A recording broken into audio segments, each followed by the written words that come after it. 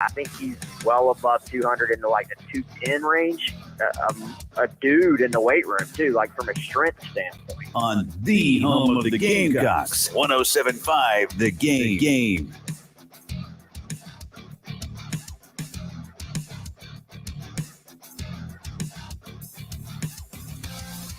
All right, Gamecock Central Takeover. Pearson Fowler not here today. Terry Ford hanging in for Pearson. But guess who's here? You know what's so funny? You guys never take a day off. How many times am I in here because Pearson takes a day off? It's often. That's what I was thinking. Iron Man and Pearson will never go in the same sentence. Just saying. But you guys are here. Even like last night, I texted Chris. I'm driving south. I'm going to get here late or whatever. If you guys want to pass up on the show, and Chris like, no man, we'll do it. Yeah. Chris is like, I'll run the board. I'll open this thing. I'll plug everything in. Pearson never does that. And you drove. You were driving like all last night, and you're here. Yeah, I drove right in here, man. I still smell from the road, straight in. Straight here. You slept. I was going to ask you about that. Brush my teeth, and I'm standing really close to Wes, making him feel good. I picked a good spot. You're good far for away. Me. All right, so we're going to play, obviously, get some Marcus Satterfield here during this hour. But before we start hitting the cuts and getting your thoughts in general, let's just start off with the overview of listening to Sat with his presser yesterday, kind of talking about the offense and what happened with Missouri and some of the other issues that are going on. We'll start. Chris, what were you thinking as you were watching this? Very big picture view. I think everybody has press conference fatigue now. We are at the point where I don't know that it really matters. Like what people are analyze, and we're about to analyze what he said, which is cool. And the fans are listening to it. But, I'm not sure if there's really much of anything satisfactory that could be said like right now. Even some of the little things that we heard about relationships with the players or, one thing that I heard a lot yesterday was that a lot of the blame was put on the players, which in the past we've heard kind of the opposite of that, right?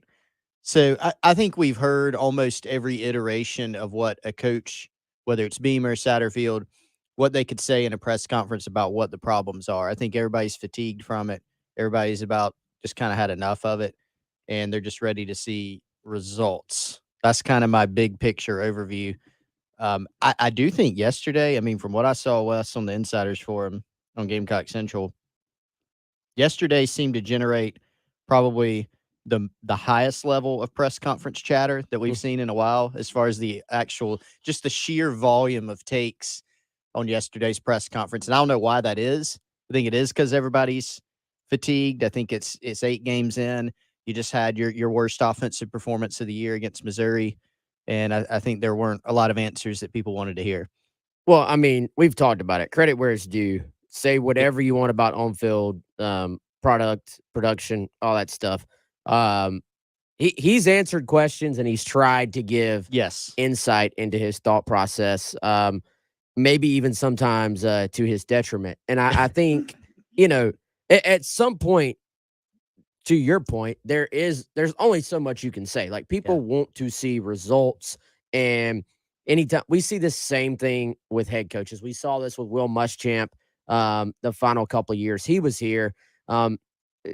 Generally, human beings have sort of some of their own sayings that they sort of stick to, and their own philosophies and their own way of explaining things.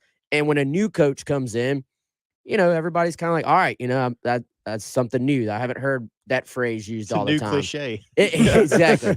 This coach has a different cliche. Well, guess what? When a team is, in this case, not successful on offense, and it's some of the same issues, people get tired of hearing it, and it comes across as people will say, well, that's an excuse. And, I just, at this point, I don't know what else there is to say. Anything you say, if you're the coach, comes across like an excuse, even if he's not meaning that way. He's trying to explain exactly what happened.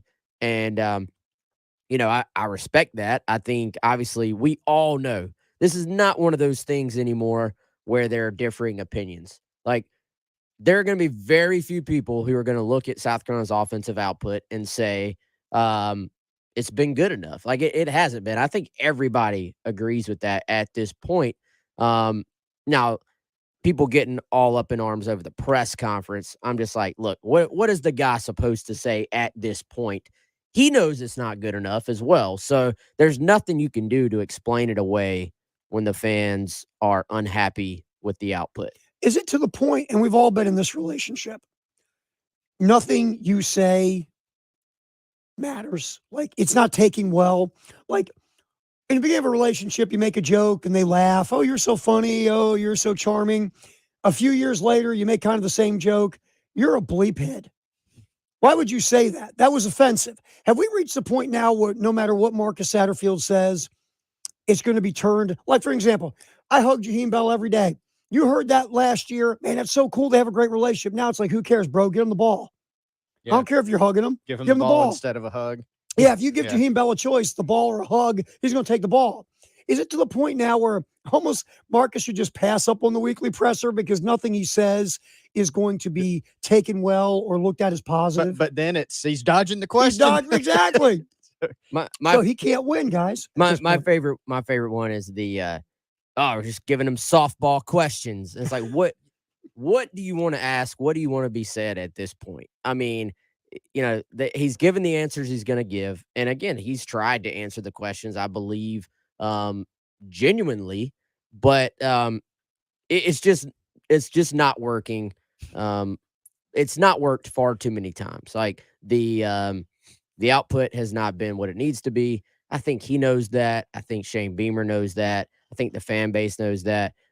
It seems pretty apparent at this point that Shane Beamer is not going to make a decision during the season to change play callers. So if you sort of accept that, I know acceptance is a big process, but if you accept that, while also realizing, okay, I think everybody knows the offense has not been good enough. Let's see what happens after the season. You're going to save yourself a lot of heartache for the final, 4 regular season games. So, I know your Twitter fingers are firing off hot takes all week, tagging Shane Beamer and stuff. He knows. He's watched the offense as well. I don't know, Wes. That tweet might be the difference. Yeah. Can you see Shane looking down on his Twitter? Wow, the offense isn't very good. I did not know this. I'm going to go watch some film. Where's the film? I never watched the film. Where's the film? Because Timmy G 123789664GA. Hey, with an egg. You see Shane tweet him back, would you like to be the new OC? Because I never thought of any of this. Neither did Marcus. Thank you so much. Maybe if it's verified. Of course, now anyone can be verified. I was for going to say, $8 a month, Chris. Yeah. Thank you, Elon Musk. You too can be verified for a certain amount of money. To your point of what you guys brought up, the execution was discussed yesterday. Here is Marcus Satterfield talking about Saturday and execution not being what it needed to be. Oh, Ed's on the phone. We'll get it fixed. Ed will play that here in a second. Oh, we'll get it fixed. There you go, right there. See, I'm making an excuse. Yeah, come on, look at me. I'm using the cliche, and I'm making an excuse why we're not running the sound because Ed's on the phone. And I need to pop cough drop number 17. Ed is ready. Ed, hit the sound for us about Marcus Satterfield and execution. Yes, I think practice is how you get the execution, and they were executing. The thing about football and team sports is 10 people could execute and one not, and it turns into a train wreck. So, just the practice, just making sure we're in situations and stressful situations where we're putting the pressure on all 11 guys to make sure that they're almost perfect on every play, and I think that would translate over to the game. All right, and so look, no one's saying that, players aren't accountable for the fact this offense isn't working. I mean, we can all look through plays of games. Oh, if that block would have been handled, or if that route would have been executed, or if Rattler would have got rid of the ball to the second read who was open instead of trying to force into a small window on the first read, or whatever. No one's saying players don't get held accountable. But here's my question to you guys is, how much of this is putting players in the right position to succeed and execute? And how much of this may be asking players to do stuff that maybe you could, I don't know if simplify is the right word, but make it where you're thinking less and reacting more? I think because South Carolina has Spencer Rattler, that question isn't easy to answer, but I do think we're able to come up with a better answer that might be more accurate. I'm sure there's a lot of different opinions on that, but let me try to flesh it out. So against Missouri, South Carolina was basically unsuccessful. I mean, failing grade. They scored a touchdown in the game. They scored 10 points. Not good enough. It is a very good Missouri defense, which we knew. We tried to tell people that going in, but it was a very poor performance, even in relative to that, right? South Carolina missed some plays, including an opportunity for some big plays in that game that probably would have been either big plays, maybe even touchdowns they missed that were open. Okay. You can say that. That's fair. But you can also say, okay, well, you've got Spencer Rattler, who's got amazing arm talent. You've upgraded at a lot of positions. You know, you've got probably a better tight end room. You've got a better receiver room. Marshawn Lloyd's a really good player at running back. We have the benefit of being able to look back. We spent a lot of time the other day with Pearson talking about the 2020 season that Spencer Rattler had. He had a huge year at Oklahoma. Well, why did he have such a big year then? And now he's struggling, you know? And so you could say that Spencer Rattler is not playing well, which is true. But then you dive into why is that? It's not like, oh, it doesn't have arm talent, doesn't have the ability to do it. So to me, even if you're drawing up plays where, well, if this would have happened or if this throw would have been made, at the end of the day, it's a bottom line results based thing. So as a play caller, as a coaching staff, ultimately your goal is to make it easy for your players, to allow them to play fast and to put them in positions to where, you know, even you don't have to be perfect, I guess, if that makes sense. You can make mistakes, you can play fast. Ultimately, it just looks like there's something with the offense that is holding back some of the players, I would say namely the quarterback, based on what we've seen, from maximizing potential. And I can say that because we have some data from the past showing what Spencer Rattler is capable of. Yeah, I think a lot of times when the offense struggles, you hear people say play calling this, play calling that. I think in general, people use the word or phrase play calling as like a catch-all. Right. You know, and it's like I don't even like that argument because I feel like most of the time people say play calling, but it's like a surface level. Oh, you ran the ball and it didn't work. Why did you run the ball? Or why did you throw the ball there? And it's like, well, can you diagram to me what the actual play call was and what their coverage was and why it did or didn't work? You know, so I think the issue, I will take the whole execution, explanation, excuse, whatever you want to call it. Execution on a given play, you know, like, oh, this is how it was supposed to look. This guy just did the wrong thing. We didn't execute it right. I get it. I understand that happens.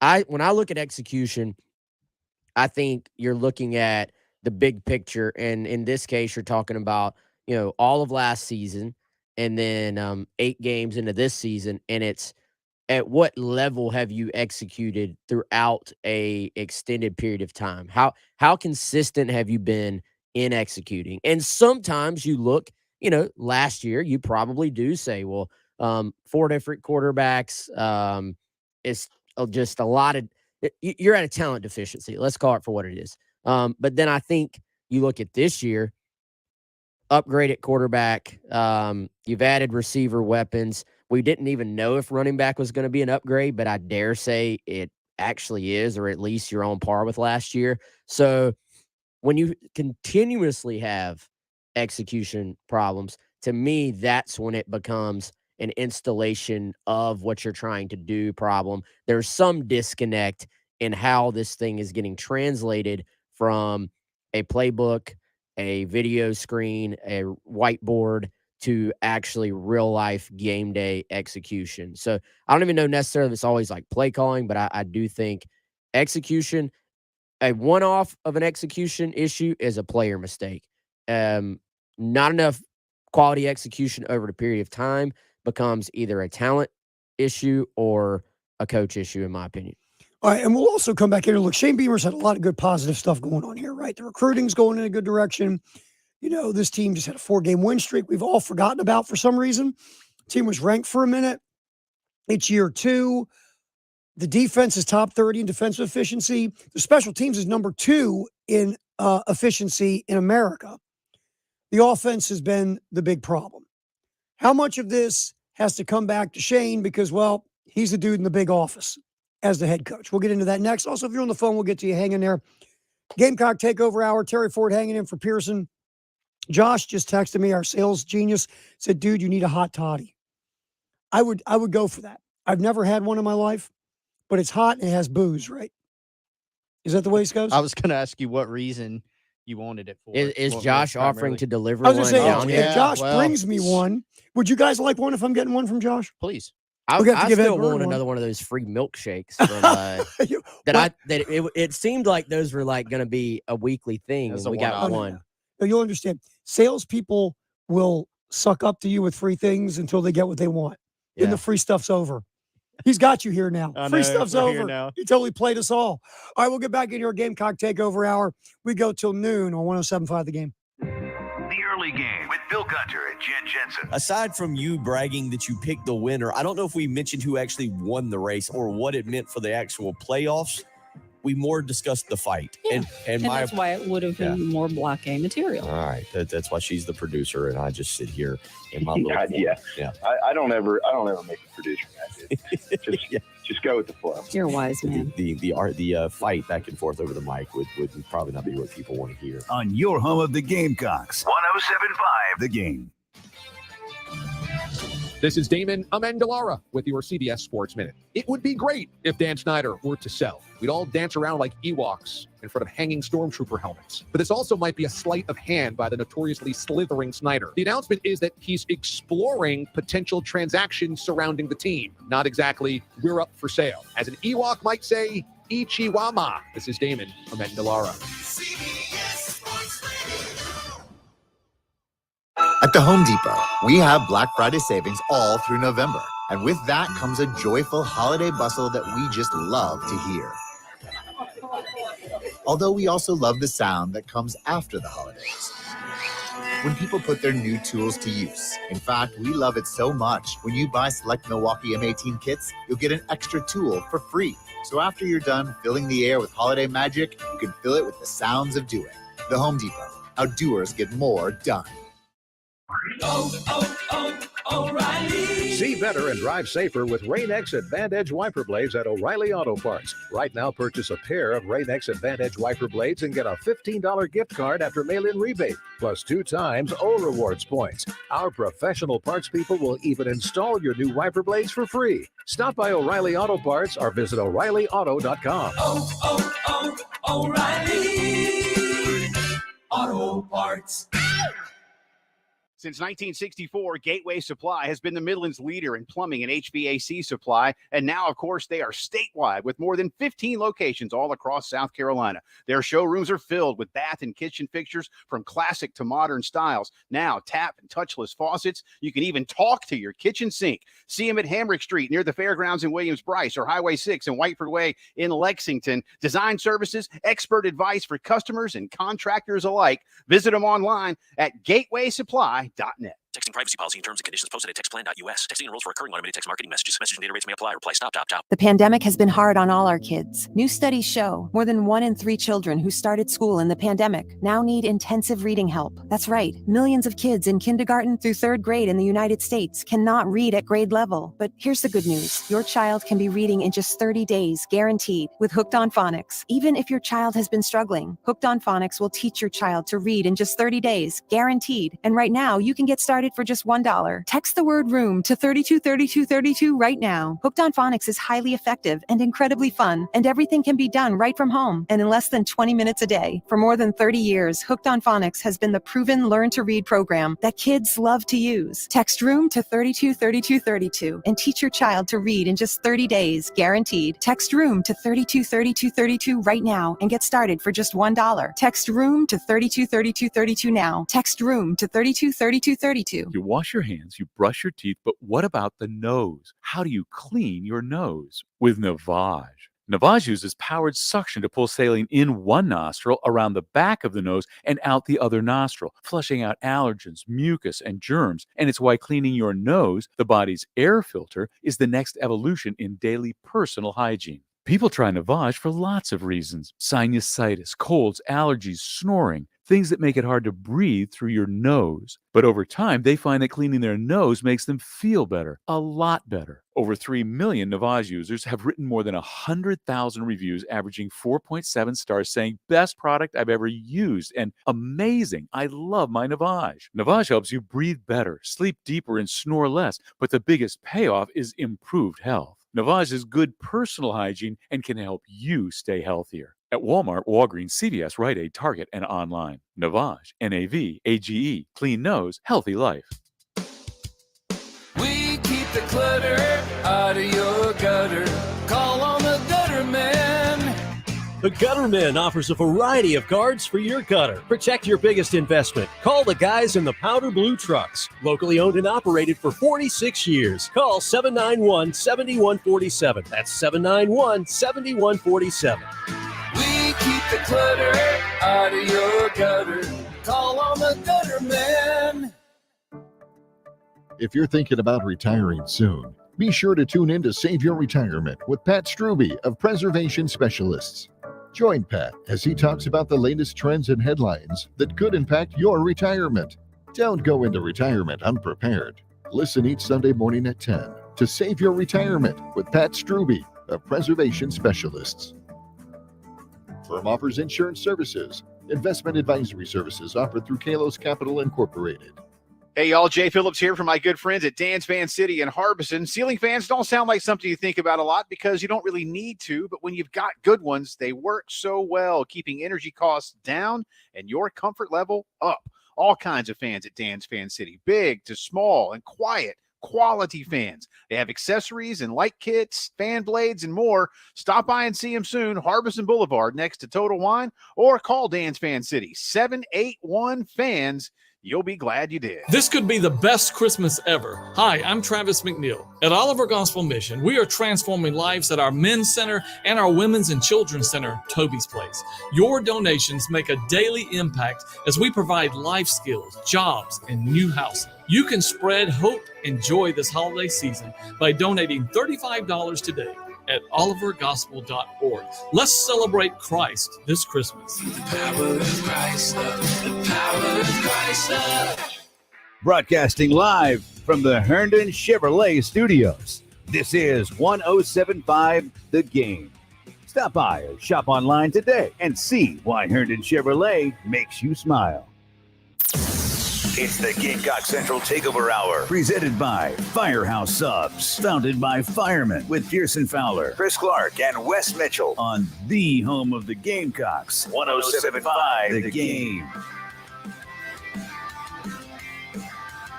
Gamecock Central Takeover Hour. Terry Ford hanging in for Pearson, who will be back tomorrow. By the way, on cough drop number 36.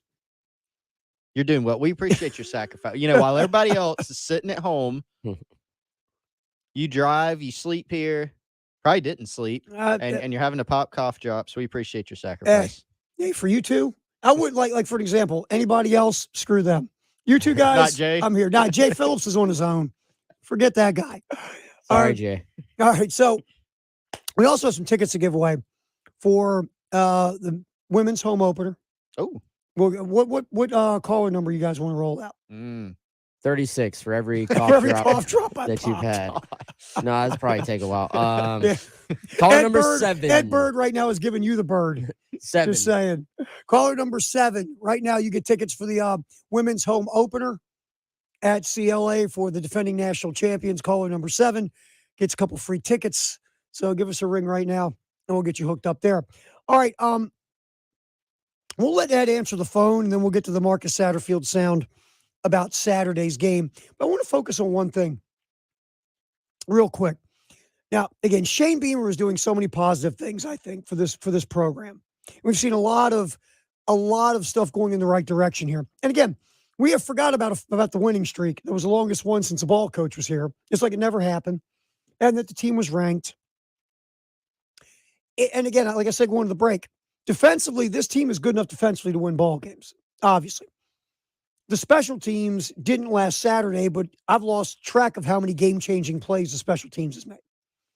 The issue here is an offense that by any metric, by the way, old school stats, deep dive stats, analytics, guys from the Big Bang Theory, doesn't matter who, this offense has to get a lot better. So it's really one department on this team, one phase on this team, if it could just get to a point of being consistent, right? We're not asking for Tennessee. Tennessee, that kind of offense will be fun. You're just asking for a consistently efficient offense, correct? Shane Beamer is the head coach. For all this good stuff, at the end of the day, this does come to him saying, you're the head coach, man. You got to fix this thing. How much of this do we think, and we don't know this, every now and then Shane breaks through the crack of, I told Marcus to run it 40 times against Charlotte. I told Marcus at halftime, get the ball to the playmakers. Just you guys just spitballing. How much of that do you think is going on? Obviously, maybe more of that should be going on. What do you think from just the observation side of this with Shane Beamer in regard to Marcus Satterfield? Because Shane's never been an OC. And sometimes head coaches, if they never OC'd or DC'd, they kind of give that guy room to do his thing. Yeah, I mean, I think outside looking in, it does appear Shane Beamer is one of those coaches that lets his coordinators coach, which, I think in the grand scheme is actually a good thing. Like when coaches meddle too much, it can be to the detriment of your program. Obviously, as you pointed out some examples, he has had times where he has given this input, and I would imagine, I would think it's a lot more sort of big picture input going into a game. Like, hey, this is something we want to get into, or this is a look I really like, or let's focus on, let's run the football on these guys. So, I think it's always going to be a team effort, but clearly, he lets his defensive guys coach, he lets his offensive guys coach, and it's been a little bit interesting to me to see just how sort of negative this thing has gone with some people, just because you're not going to get every single hire right off the bat. So, even if you're fully all in, like, hey, there has to be a change at OC. If that's your take, then let's see what Shane Beamer does. Like, Chris and I were talking about people being pre-mad that Beamer's not going to fire Satterfield, and it's like, let's see what happens. Let's I think if you want to sort of look at the hires as far as the three major columns of the program, DC and special teams have obviously worked out very, very well. You have, arguably the top special teams coach in the entire country, or at least he's in the conversation. So, and the defense has been really good, and has, I would say, relative to expectations, relative to talent level, defense has outperformed the expectations there as well. So, I think you look at it, it's easy to be very frustrated if you're a fan, because that was a letdown game. South Carolina didn't play. I didn't think they played great, really in all three phases, or consistently in all three phases. I didn't think they came out in the first quarter and played great in all three phases. And so it's disappointing, because it was an opportunity to get to 5 wins, an opportunity to show that things are different now. You're not going to have these letdown games. And I get it. I get the frustration. I also think you can look at it and say, man, if they can find a way to fix the offense, whatever that answer is, and to your point, it doesn't have to be that you're scoring 38 points a game, 40 points a game. I think they just need to be a little bit more. They need to be more consistent. They need to get more towards that middle to upper tier part of the SEC. Overall, it's not that far off. And I think, what we also saw, we had this discussion last week. You can't always count on special teams to give you that boost. Like, that's something where I think we can probably count on South Carolina special teams over time, giving them more boost type plays than most teams can. But some of that is reliant on your opponent sort of giving you that window, kind of making a mistake, not executing as well as you do. It's just not realistic to expect a big kickoff return, a block punt. As much as, I think Carolina consistently will have the best special teams in most games they play, you can't always count on that game-changing play. So what does that mean? When you don't get those plays, you need your offense to obviously be better, and you need your defense to be able to get off the field, I think, a little bit more consistently than they have as well. Yeah, I mean, I think you made a good point earlier, Terry, talking about like any metric that you use, whether it's if you're going to go with something like, okay, let's look at points per game, or let's look at yards per play, or if you use some of these advanced analytics, or even if you just use the good old fashioned eye test, it has not been good or consistent enough. Like, you think about game one and you say, okay, it's game one. Obviously they played better. They played better in the middle stretch of the season, but even in the wins, you could go, okay, is this formula sustainable? And we found out it is not. When, Missouri, their big goal going into the game was, let's play even on special teams, which they did. Let's not give up any big plays. Let's put together a plan on offense that we think can help us be successful. And then let's go do what we do on defense. And they were 3 for 3 on those, really. And so that is the big thing, holding this team back. Like, the defense has actually, in my opinion, gone a little bit under the radar just because everybody's so hyper focused on offense. There's actually been some very, very alarming things statistically about the defense. When you take away South Carolina's front, like Missouri did, you go from 33 pressures the week before to 3. They got rid of the ball so quick. Missouri, and still running the football effectively. South Carolina has been with some of the metrics pretty bad there. But to turn it back to the offense, because that is what we're trying to focus on, I go back to the point I made earlier before the break, and that is, is your offense consistently giving your players the best chance to maximize? And Wes made an outstanding point in that it's not like a one-off thing. You don't want to be exiting every game saying, if we did this, because you see other teams, whether they're running a different system, whether they're running a system that has some similarities, and some of them with less talent, able to execute more efficiently. And what that means is, they're staying on the field longer at a minimum, not as many 3-and-outs. They're not turning the football over as much. Now, there are individual plays that can lead to turnovers, but as a coach, how are you helping your player improve in those categories? This team has not really shown that. And so, look, the quarterback's the most important position on the field. Spencer Rattler has NFL talent. He's put up, in the past, an outstanding season. Now, he's playing really good competition, mostly this year, right? But I'll go back to something. I mean, his previous coach said this. If your system isn't quarterback friendly, you need to find a new system. That's what Lincoln Riley said. Yep. And I think that's kind of where people are. Like, I've kind of landed on, is this system helping the quarterback maximize his talent? I think based on what we have to go on, probably not. Right. I mean, not even a probably. It's not. Yeah. And some of that is Spencer has not played very well individually, even though they've drawn him up some things. But ultimately, as a coach, if we're going to bottom line it, you've got to be able to help your players reach their potential. And I think that has not happened. All right, we're going to get back in here. Marcus Satterfield on what didn't go right on Saturday and what could have went better on Saturday. And we'll give you some tickets for the men's opener as well to see G.G. Jackson's first game at CLA. All that's coming up. Gamecock Takeover Hour with Wes and Chris. By the way, the name Chris is who won the tickets, right, Ed? Chris Clark.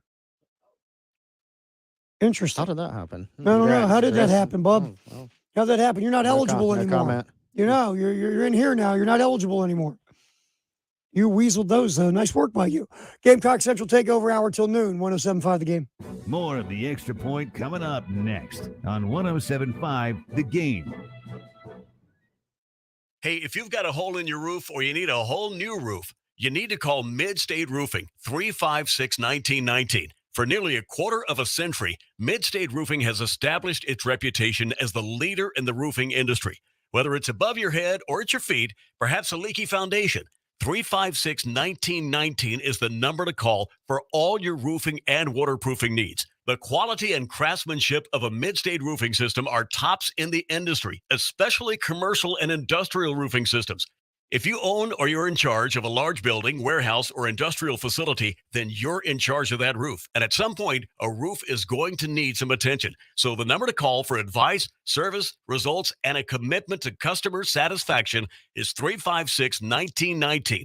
See all that Mid-State has to offer when you click on midstateroofing.com. Tell them, Mid-State twins. If you have a leak, let Mid-State Roofing take a peek. 356-1919, midstateroofing.com. This could be the best Christmas ever. Hi, I'm Travis McNeil. At Oliver Gospel Mission, we are transforming lives at our Men's Center and our Women's and Children's Center, Toby's Place. Your donations make a daily impact as we provide life skills, jobs, and new housing. You can spread hope and joy this holiday season by donating $35 today at olivergospel.org. Let's celebrate Christ this Christmas. The power of Christ love, the power of Christ love. Are you passionate about helping children and families? Turn that passion into results. New child welfare case managers with the South Carolina Department of Social Services can earn a starting salary of at least $41,200, with additional salary increases for BSW and MSW degrees, and annual increases after 1 year of service. Learn more at dss.sc.gov. This message is sponsored by the South Carolina Department of Social Services. Welcome your guest into a clean, healthy home this Thanksgiving by calling the cleaning pros at Zero Risk Carpet and Air Duct Cleaning. Get 3 rooms of carpet clean for only $129. And when you mention me, Bill Gunner at 107.5 The Game, you'll get a hallway cleaned for free. Easily schedule your cleaning online at ZeroRiskColumbia.com.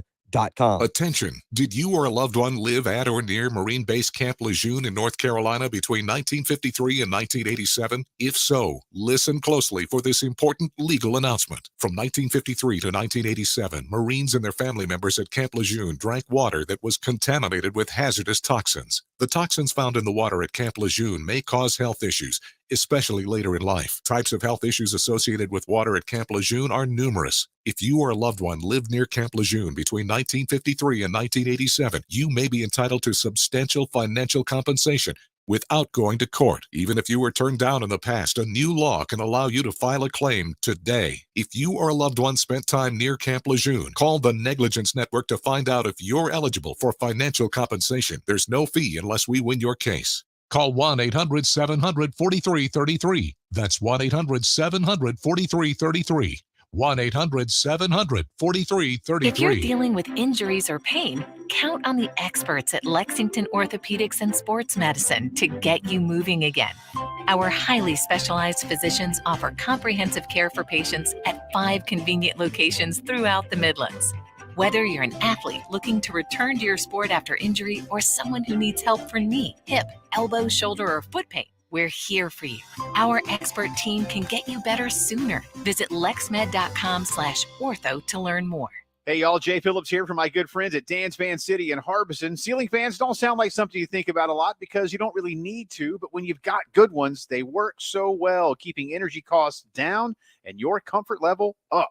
All kinds of fans at Dan's Fan City, big to small and quiet, quality fans. They have accessories and light kits, fan blades, and more. Stop by and see them soon, Harbison Boulevard next to Total Wine, or call Dan's Fan City, 781-FANS. You'll be glad you did. What's worse than calling your groin your junk? Treating it like junk. Respect your pubic region with Gillette Intimate. Gentle and easy pubic hair care from America's #1 trusted men's grooming brand. Gillette, the best a man can get. Buy now at Walmart. It's time for fall football in the South. Imagine watching the game from your stone paver patio, sitting around a cozy fire. Carolina Fresh Farms has everything you need to create the best outdoor space in the neighborhood. Natural stone, pavers, fire pits, outdoor fireplaces, and all the tools and supplies for your project. With 7 locations in South Carolina, visit their website at carolinafreshfarms.com to find the location nearest you. Carolina Fresh Farms, your landscaping supply specialists. Go Gamecocks! Have a passion for serving children and families? Apply to become a child welfare case manager at dss.sc.gov. This message is sponsored by the South Carolina Department of Social Services. It's the Gamecock Central Takeover Hour, presented by Firehouse Subs, founded by firemen with Pearson Fowler, Chris Clark, and Wes Mitchell on the home of the Gamecocks, 107.5 The Game.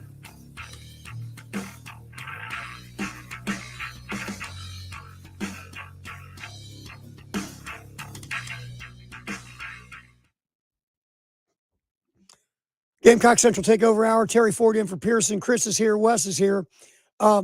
We are kind of delving into some of the stuff Marcus Satterfield talked about in the press conference yesterday, and we are fully admitting that nothing Marcus Satterfield says is going to satisfy anyone at this point. But, our job to fill air and talk about stuff is, there's a press conference yesterday for Marcus Satterfield. And folks want to discuss the woes of the offense at South Carolina, which you guys hit, and you both hit it on the head. Saturday, because the offense was so bad, we didn't look at the idea the defense got skull kicked for 30 minutes. A bad Missouri offense. You know about bad offense. The Missouri offense, which has been abysmal all year. Brady Cook, I was like, this is Brady Cook? I mean, he's making throws in the tight windows. Receivers are open. He's running the zone read. I mean, honest to God, I'm sitting here going, look at this guy running zone read. I mean, is he in the Heisman conversation? Good Lord. Brady Cook looked phenomenal for 30 minutes, and the Missouri offense looked really good. So the defense had some issues, but they did adjust. Missouri only scored 6 points in the second half.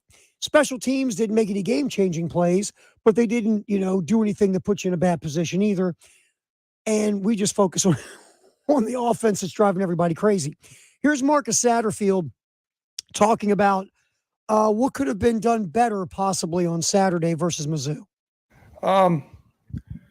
Obviously, yeah. I mean, there's, you'd love to hit if I had a pause and rewind button on every play, I'd like to do certain things different on most of them. So, I think we just got to, if you watch the first half, it's a block here, a decision here, a call here. It was one of those days where things were not trending in our direction, at least offensively.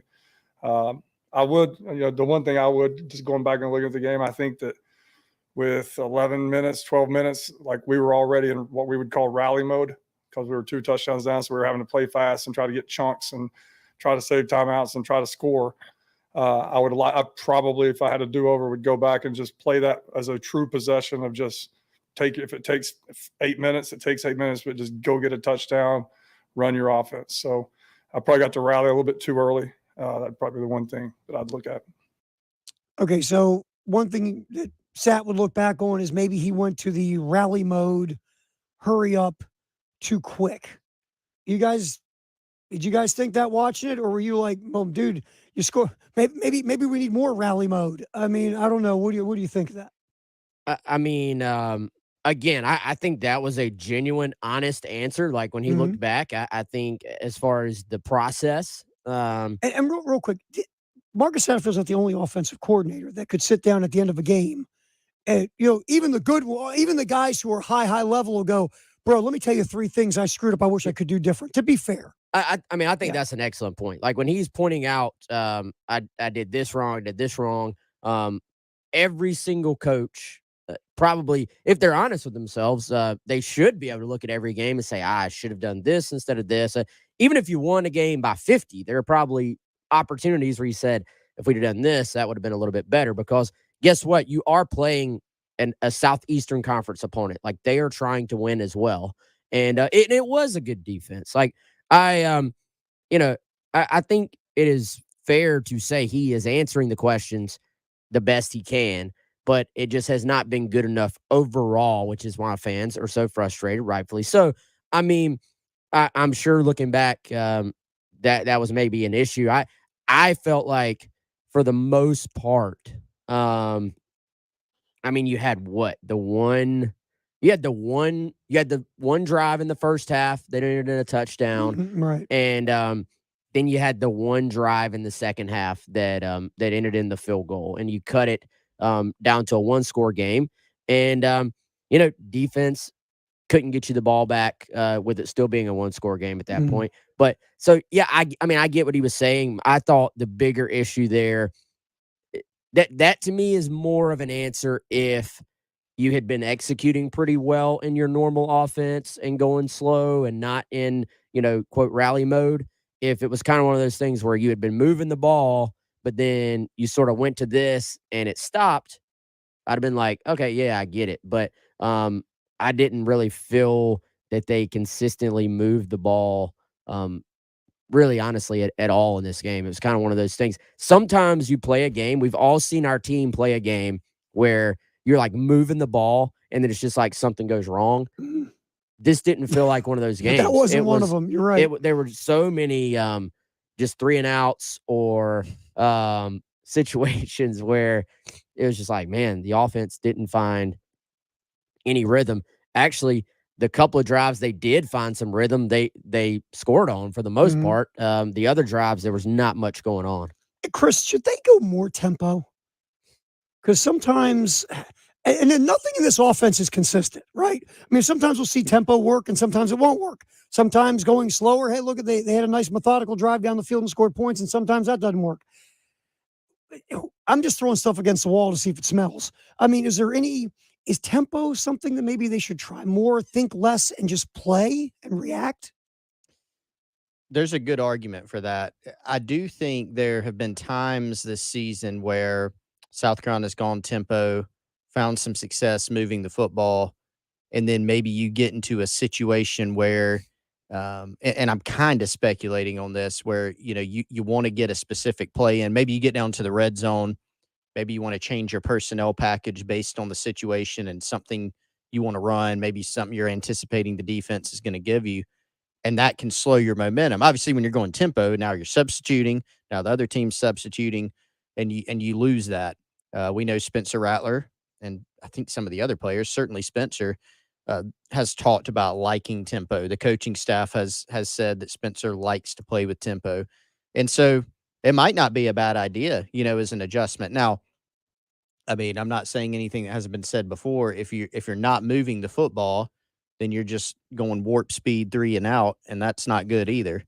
We've seen this team go 3-and-out, 5-and-out, whatever, turn the football. I mean, we've seen all that way, way too much, this season. But I think, looking at the Missouri game too, whether it was tempo and I think it was kind of, even when they weren't able to string many positive plays at all together, but to the extent they did, then something horrible would happen. You'd take a sack, a turnover. They hit Xavier Legette on a couple of successful passes, then you lose 4 yards on a run. And that makes it really difficult. I mean, one of the keys to the game was not getting behind the sticks, and they did that often in this game, whether it was tons of negative plays, whether it was a lot of 3rd and longs. And so I think ultimately it goes back to, again, just as a whole, like the holistic approach, your system, how you're playing with tempo, how you're administering the entire offense.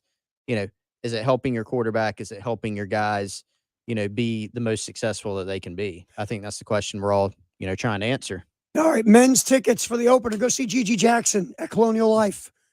Caller number... Yeah, you took over the hour. You picked the number. What you got, Chris? You can pick this one. How many? What's the highest we can go? 1, 2, 9. 9.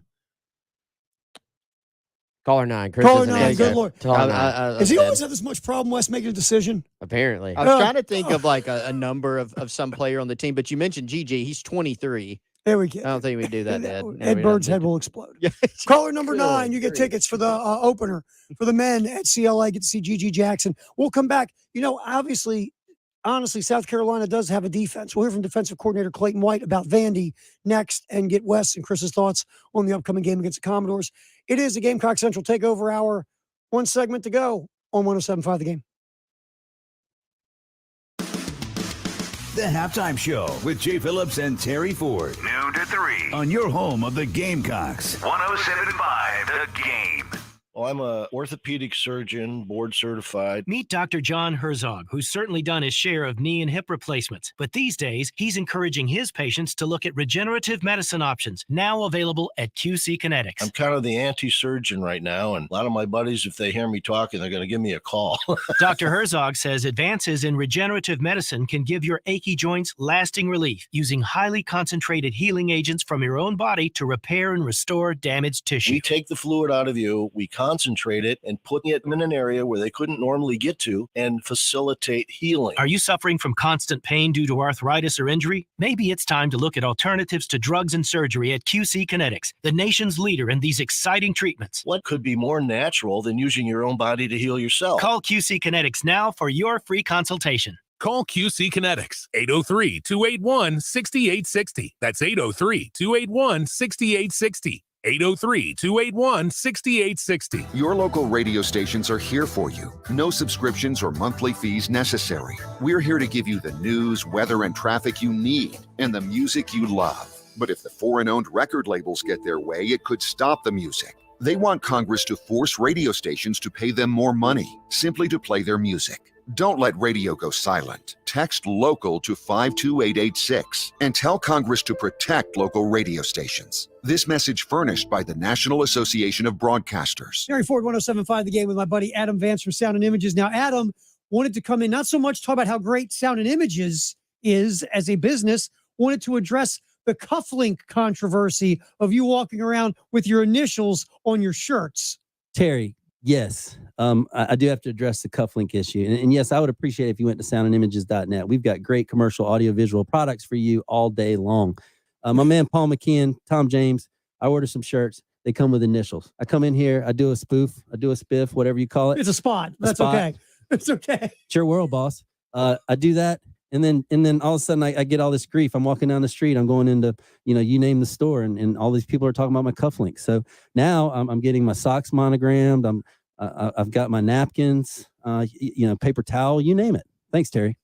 Sound and Images, Adam Vance. If you want to reach out to Adam Vance, just go to soundandimages.net or call 803-791-3925. Texting privacy policy and terms and conditions posted at textplan.us. Texting enrolls for recurring automated text marketing messages. Message and data rates may apply. Reply stop, opt out. The pandemic has been hard on all our kids. New studies show more than 1 in 3 children who started school in the pandemic now need intensive reading help. That's right. Millions of kids in kindergarten through 3rd grade in the United States cannot read at grade level. But here's the good news. Your child can be reading in just 30 days, guaranteed, with Hooked on Phonics. Even if your child has been struggling, Hooked on Phonics will teach your child to read in just 30 days, guaranteed. And right now, you can get started for just $1. Text the word ROOM to 323232 right now. Hooked on Phonics is highly effective and incredibly fun, and everything can be done right from home and in less than 20 minutes a day. For more than 30 years, Hooked on Phonics has been the proven learn-to-read program that kids love to use. Text ROOM to 323232 and teach your child to read in just 30 days, guaranteed. Text ROOM to 323232 right now and get started for just $1. Text ROOM to 323232 now. Text ROOM to 323232. Cashback is not available on gas in New Jersey and Wisconsin. John, what are you doing? Get in my car. Why are you walking to work? Thanks, man. It's these insanely high gas prices. They are draining my bank account. I can't afford to drive anymore. Dude, don't walk. Just do what I do, because I never pay full price for gas anymore. I use the free Upside app that pays you cash back for every gallon of gas you buy. Wait, you're telling me you get paid cash when you buy gas with the Upside app? Yes, I get real cash back every time I buy gas. Does that actually add up to anything? I'll make around $200. Wow, that's serious extra cash. I'm downloading the free Upside app now. Download the free Upside app now to earn real cash back every time you buy gas. Use promo code FULL for an extra 25 cents a gallon bonus on your first tank. That's promo code FULL. You can cash out anytime right to your bank account, to PayPal, or an e-gift card for Amazon and other brands. Just download the free Upside app and use promo code FULL for 25 cents a gallon bonus on your first tank. That's code FULL. Broadcasting live from the Herndon Chevrolet Studios. This is 107.5 The Game. Stop by or shop online today and see why Herndon Chevrolet makes you smile. It's the Gamecock Central Takeover Hour. Presented by Firehouse Subs. Founded by firemen with Pearson Fowler, Chris Clark, and Wes Mitchell. on the home of the Gamecocks. 107.5 The Game.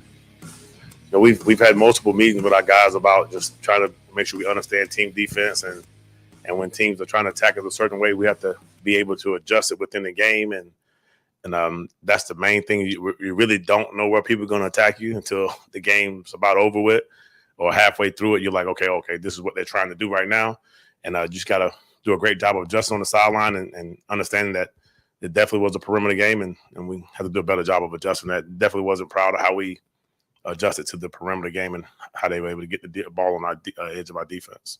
All right, there's Clayton White, Carolina defensive coordinator, talking about, and really that kind of reminded us early in the year when teams were attacking the Gamecocks on the perimeter and being successful. Missouri did that in the win. Before we get into that, though, Wes Mitchell has even more important stuff to talk about. Yeah, I want to tell you about my good buddy Kendall Walsh of the Moore Company. She is a sponsor of the Gamecock Central Takeover Hour, a big Gamecock fan in her own right. Used to work with the Gamecock Club. You may remember her when she was there. Her name was Kendall Belk at the time, but now she is in the realty business with the Moore Company. You can give her a call, 803-414-3590. Shoot her an email, workwithwalsh@gmail.com, or at workwithwalsh. That's on Twitter and on Instagram. She helped me and my fiance buy a house. She actually helped another family member sell a house. So I have worked hand in hand with Kendall through the process. I know there's a lot of like scary things out there right now about buying a house, high interest rates. You may actually be in a better position to own a home than you even know. So give Kendall a call. It's a no obligation call. She doesn't make a dime off of you. She'll help you through this process. Again, 803-414-3590. Give Kendall Walsh a call. Okay, we have our last 2 minutes here, 1 minute apiece. South Carolina defense, thoughts moving forward from Saturday. How much of that are you concerned moving forward? Other teams will look at the Missouri model of game planning and go after the Gamecocks. That has to be your big concern. And we did see it some earlier in the year, right? Getting the ball on the perimeter. We saw it with Georgia, a very banged up South Carolina team at that point, but they were able to do it. Georgia State was able to do it. South Carolina, I made this point earlier in the week. They were able to make Texas A&M and Kentucky play like in the box, so to speak. So on the line, they made it kind of a line of scrimmage game, and they dominated. Bunch of pressures against Kentucky, bunch against A&M. Missouri had a great plan. They executed it. South Carolina actually had some good calls on at times, but didn't execute. Ultimately, you got to find a way to adjust and help them out on that. So it is concerning. It's something they got to get cleaned up, and there's some other things there that they got to clean up too, run defense being one of them. Yeah, setting that edge has been hit or miss this year, Wes. Yeah, it has. And I think looking back, Missouri, again, they had an outstanding plan on offense. They executed it. Running those little stretch plays, that's kind of what they do. So it's kind of a bread and butter thing for them, I think. I don't know if other teams are going to be able to just magically replicate that. But at the same time, I think there's enough overall concern with kind of an up and down defense as far as stopping the run that you have to kind of be concerned. But it's kind of all or nothing. When they stop the run, then that pass rush can kind of pin its ears back as well. When they can't stop the run, they get in those third and shorts, and it's really difficult for them to get off the field. All right, Gamecock Central Takeover Hour. Ed Bird, who won our tickets for the men? Do you remember? Might have been another Chris. Allen. Wasn't Chris. Allen. Allen won. So congratulations, Allen. Congratulations, Allen. Chris. Got tickets to go see Gamecock men and women. We'll do that again on the halftime show next. Hey, guys, good hanging out with you like always. Appreciate it. Appreciate it. Appreciate you.